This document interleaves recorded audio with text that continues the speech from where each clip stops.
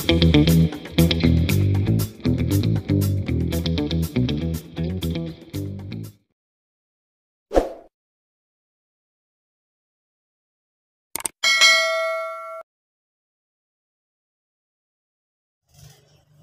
assalamualaikum warahmatullahi wabarakatuh, bosku. Hari ini saya mau sharing sedikit terkait asuransi. Jadi kemarin saya baru aja memasukkan mobil satu unit mobil Agia TRDS ke salah satu asuransi di Banjarbaru, ya. Jadi saya di wilayah Kalimantan Selatan di Banjarbaru. Jadi saya habis klaim asuransi nih guys. Kemudian kita bawa ke bengkel mobilnya, terus kemudian diganti sama orang bengkelnya, dan semuanya kembali seperti sedia kala. Oke, jadi hari ini hari Minggu ya guys. Saya posisinya lagi di kantor. Soalnya di sini tempatnya paling hening nih guys. Karena kalau di rumah itu agak-agak bising sedikit. Kalau di sini agak hening sedikit. Maksudnya cukup hening kalau di sini. Jadi saya bikin kontennya di sini gitu. Bikin videonya di sini. Oke, jadi sedikit sharing dari saya mungkin terkait bagaimana cara kita mengklaim asuransi. Kalau kita mau klaim asuransi ya. Kemudian step-stepnya dari mana ke mana dan berapa lama serta biayanya. Oke, jadi untuk teman-teman, untuk klaim asuransi itu mudah guys. Mudah aja. Kalian cukup datang ke dealer atau tempat di mana Anda membeli mobilnya. Kemudian tanyakan sama pihak dealernya atau salesnya, bisa juga kita tanyain. Kalau mobilnya cash juga langsung ke dealer, atau kalau misalnya mobilnya cash itu langsung ke dealer teman-teman, atau tempat kita beli mobil. Tapi kalau misalnya kredit itu kita ke tempat di mana kita mengajukan kredit mobilnya. Misalnya teman-teman kredit mobilnya di BFI misalnya ya. Nah berarti kalian datang ke sana, atau di Adira misalnya. Ini contoh aja ya, saya nggak tahu di situ bisa kredit mobil apa enggak. Ini sebagai contoh aja. Jadi kalian bisa datang ke pembiayaannya untuk menanyakan bagaimana untuk klaim asuransinya. Nah, nanti di bagian pembiayaannya dia akan tanya-tanya nih sama teman-teman. Mereka akan tanya-tanya terkait kondisi mobilnya. Jadi nanti kalian akan ditanyain nih bagian mananya yang rusak, rusaknya karena apa, penyebabnya apa, apakah sekali kerusakannya itu terjadi dalam sekali atau bersamaan gitu. Nah kemarin kan saya yang rusak di bagian bumper belakang dan depan serta samping kiri kanan. Nah itu saya datang ke sana, mereka bilang ini harusnya dihitung sekali gitu Pak katanya. Saya bilang ya udah gitu, ini memang beda-beda sih, tapi saya maunya hitung sekali aja. Dan mereka bisa bantuin. Saran saya kalau teman-teman mau klaim asuransi, dan bisa bilang kalau kejadian ini hampir bersamaan semuanya ke pihak pembiayaannya, maksudnya jangan ke pihak bengkelnya. Nanti ke pihak bengkelnya kita sedikit bercerita kita nggak bilang bohong atau gimana ya, tapi kita ingin meminimalisir biaya saat klaim asuransi, karena klaim asuransi itu ternyata ada biayanya juga sekian persen gitu. Oke, jadi stepnya seperti itu kurang lebih awal-awal. Kemudian nanti pihak pembiayaan atau dealer nanti akan kasih surat pengantar ke bengkel yang ingin kita tuju. Misalnya ada bengkel A, maka akan dikasih surat pengantar dari pembiayaan atau dealer tersebut untuk dibawa ke bengkelnya.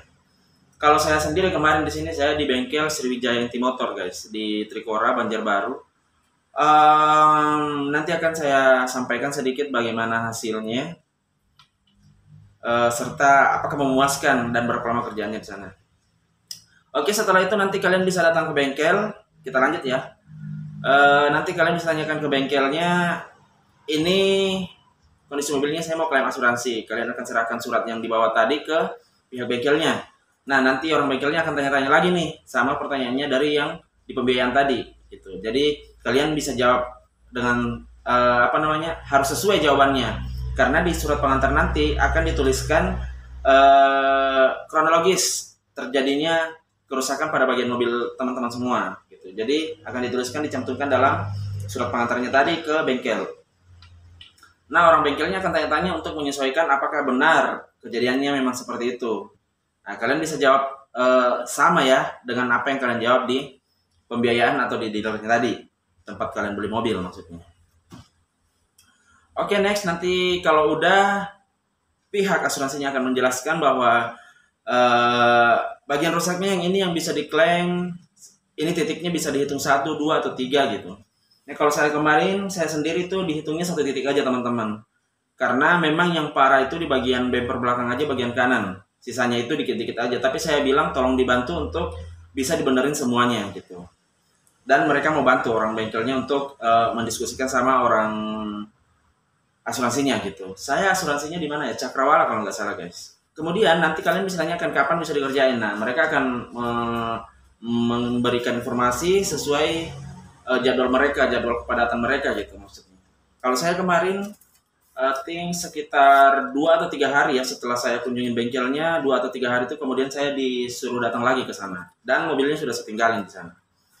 Oke, jadi proses pengerjaannya itu sekitar kurang lebih seminggu lah guys ya. Saya sih 6 hari ya, 6 hari saya sudah bisa ambil karena memang nggak banyak. Yang lama tuh kata orang bengkelnya kalau kerusakannya banyak dan parah gitu, itu yang lama. Kalau dikit-dikit aja kayak saya kemarin tuh dikit-dikit aja itu sebentar doang. Oke, jadi untuk biayanya per 1 titik itu kalau dari asuransi tempat saya nggak tahu sih ya apakah setiap asuransi beda-beda. Tapi kalau di tempat saya kemarin itu di 1 titik dihitungnya 300.000 per titik. Misalnya nih yang lecet di bagian kanan, ada juga di bagian kiri, terus di bagian depan. Nah, itu beda-beda tuh titiknya dihitungnya. Kecuali kalau memang itu terjadi dalam sekali. Di sini ada invoice-nya nih guys, saya pegang. Ini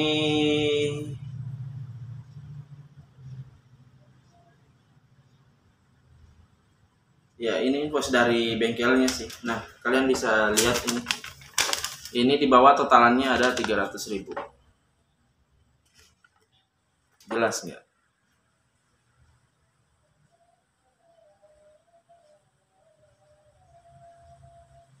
Oke, ini 300.000 sih teman-teman. Nah, kelihatan kan? Oke, jadi seharusnya menurut saya kalau asuransi ini masih cukup mahal menurut saya. 300.000 dengan kerusakan yang sangat sedikit, itu menurut saya cukup mahal. Dan kalau untuk hasil pekerjaan dari bengkel ini, itu saya bilang ya lumayan lah ya, nggak bagus-bagus amat juga. Itu menurut saya pribadi, ya. Dan karena kenapa? Karena saya lihat di bagian spakbor, di bagian belakang spakbor dan di bagian karet-karet antara bumper dan bodi mobil itu ada rembesan-rembesan cat guys.